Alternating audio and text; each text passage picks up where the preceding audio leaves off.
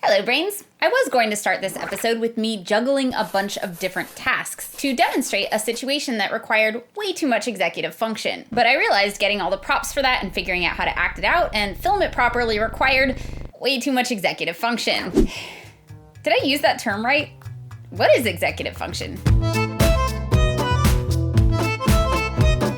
According to our How to ADHD dictionary, executive function, noun, is a set of cognitive processes that help us self-regulate so we can effectively plan, prioritize, and sustain effort toward our goals. Executive function is kind of like the CEO of the brain. It helps us go from wanting to do a thing to actually getting it done. And there's a lot that goes into that. The cognitive processes that make up executive function are things like response inhibition, which helps us not be impulsive, working memory, which helps us hold information in our head temporarily or remember it while we work with it, set shifting, which is what helps us shift between tasks that have different cognitive demands, and the ability to delay immediate gratification so we can achieve long-term rewards. In ADHD, the research term for this is delay aversion.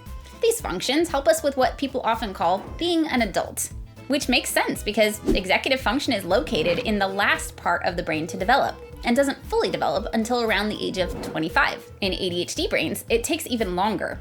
According to ADHD researcher Dr. Russell Barkley, executive function in ADHD is up to 30% delayed, which is why those with ADHD can seem immature. And even once it does fully develop, it's still impaired. So some of the things parents do to support their kids' executive function: make sticker charts, lists, put away distractions, create routines they might have to do more of or for longer for their ADHD kids. And as adults, we often need to do this for ourselves. This is so critical for those of us with executive function challenges that Dr. Barkley compares it to building a ramp for someone in a wheelchair. It's a necessary accommodation if we want to get to where we're trying to go. Not everyone with ADHD has impairments with all of the cognitive processes involved in executive function. For example, one brain's working memory might be just fine, but everyone with ADHD does have impairment in executive function overall.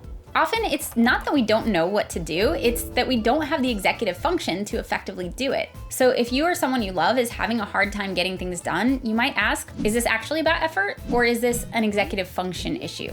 When trying to create an ADHD-friendly environment, you might consider what would make things easier on executive function. If there are behaviors you want to discourage, you might ask, what would require more executive function? How could I make doing this thing harder? And if you're having a bad brain day because you didn't sleep well last night, you could say, my executive function isn't doing great right now. Maybe I need to skip the complicated intro. Because, as my good friend Eric Tivers puts it, we can do hard things, but we don't need to do them in the hardest way possible. You can check out some of our videos on ways to support executive function here, and we're going to be going deeper into different executive functions in future videos. Thank you to my brain advocates and all my Patreon brains for supporting content like this. Because of your support, I've been able to expand my very neurodiverse team, which is making it easier on all of our executive function. Like, subscribe, click all the things, and I will see you next video. Bye, brains!